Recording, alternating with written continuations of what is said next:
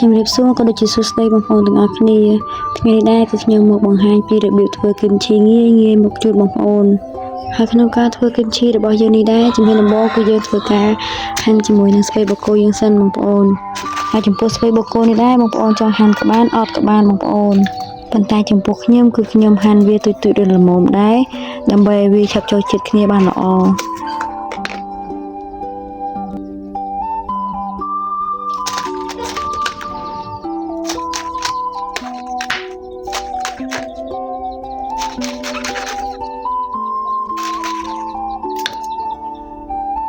ហើយចំពោះស្ពៃបូកគោរបស់ខ្ញុំនេះគឺមានចំនួន1គីឡូបងប្អូន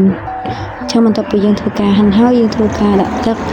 ដើម្បីលាយជាមួយអំបិលយកមកត្រាំជាមួយនឹងស្ពៃរបស់យើងហើយចំពោះទឹកនេះគឺខ្ញុំប្រើ1លីត្រហើយចំពោះអំបិលគឺខ្ញុំប្រើ1ខាំបងប្អូនប៉ុន្តែអំបិល1ខាំនេះគឺជាដំបូងគឺខ្ញុំដាក់វា 80% ទេបងប្អូនហើយ 20% ទៀតគឺខ្ញុំទុករោយវាពីលើស្ពៃរបស់យើងបន្ទាប់ពីយើងធ្វើការរោយអំបិលរបស់យើងនេះហើយគឺយើងធ្វើការច្បល់ជាមួយនឹងស្ពៃរបស់យើងហើយនឹង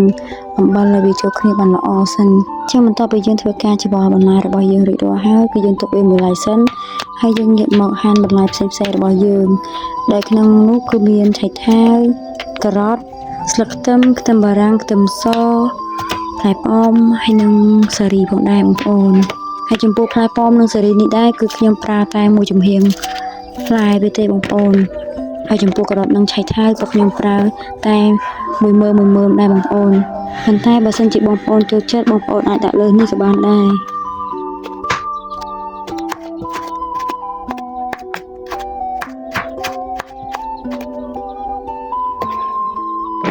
អញ្ចឹងយើងឃើញថាឥឡូវនេះបន្លែរបស់យើងគឺបានហាន់រួចរាល់ហើយបងប្អូនហើយយើងងាកមកមើលស្ពៃបូកគោរបស់យើងដែលយើងបានត្រាំមុននេះសិនបងប្អូនហើយយើងកាច់មើលបើសិនជាវានៅបាក់បែបនេះគឺមានន័យថាយើងមិនទាន់អាចយកវាទៅធ្វើគីមឈីបានទេបងប្អូនតែបើសិនជាកាច់ទៅវាលែងបាក់បែបនេះគឺមានន័យថាយើងអាចយកវាទៅធ្វើគីមឈីបានហើយបងប្អូនហើយចំពោះការត្រាំស្ពៃនេះដែរគឺខ្ញុំត្រាំរយៈពេល5ម៉ោងបងប្អូនតែបើសិនជាបងប្អូនត្រាំ5ម៉ោងហើយវានៅតែកាច់ទឹកបាក់បងប្អូនអាចត្រាំលើនេះបានតែបន្ទាប់ពីយើងធ្វើការស្រង់ស្ពៃរបស់យើងនេះហើយគឺយើងចាប់ផ្ដើមយកស្ពៃរបស់យើងលាងទឹក1ទឹក2ទឹកហើយយើងដាក់វាស្រស់ទឹកបន្លែសិនបន្តមកទៀតគឺយើងងាកមកក្លុកគ្រឿងរបស់យើងម្ដងដោយការក្លុកគ្រឿងរបស់យើងនេះដែរគឺមានដូចជាប៉ោមសេរីខ្ទឹមសខ្ទឹមបារាំងហើយនិងបាយកកចំនួន1កូនដុំផងដែរបងប្អូនឥឡូវយើងឃើញថាគ្រឿងសម្រាប់លាយគីមឈីរបស់យើងគឺបានម៉ត់ល្អហើយបងប្អូនហើយយើងងាកមកលាយបន្លែរបស់យើងវិញម្ដងបន្លែរបស់យើងដូចបងប្អូនបានឃើញចឹងគឺមានឆៃថាវស្លឹកខ្ទឹមជាមួយនឹងការ៉ុតផងដែរហើយយើងធ្វើការយកគ្រឿងដែលយើងបានក្លុកមុនហ្នឹងដាក់ទៅចូលទៅក្នុងហ្នឹងទាំងអស់ហើយយើងដាក់ជាមួយនឹងម្សៅម្ទេសកូរ៉េរបស់យើងហើយចំពោះម្សៅម្ទេសកូរ៉េរបស់យើងនេះគឺបងប្អូនអាចដាក់តាមចំណង់ចំណូលចិត្តរបស់បងប្អូនបានហើយបន្តមកទៀតយើងធ្វើការដាក់ស្ពៃបូកគោរបស់យើងចូលហើយយើងធ្វើការច្បល់វាបន្តទៀតបងប្អូនគឺយើងបន្តច្បល់វាចូលគ្នារហូតឲ្យវាសាប់ចូលជាតិគ្នាបានល្អបងប្អូនចឹងបន្ទាប់ពីយើងធ្វើការច្បល់វារួចរាល់ហើយគឺយើងធ្វើការទុកវាមួយយប់សិនបងប្អូនដើម្បីឲ្យគីមឈីរបស់យើងជូរបានល្អហើយចំពោះការទុកនេះដែរបងប្អូនទុកនៅក្រៅទូទឹកកកបងប្អូនបានគីមឈីរបស់យើងជូរបានល្អ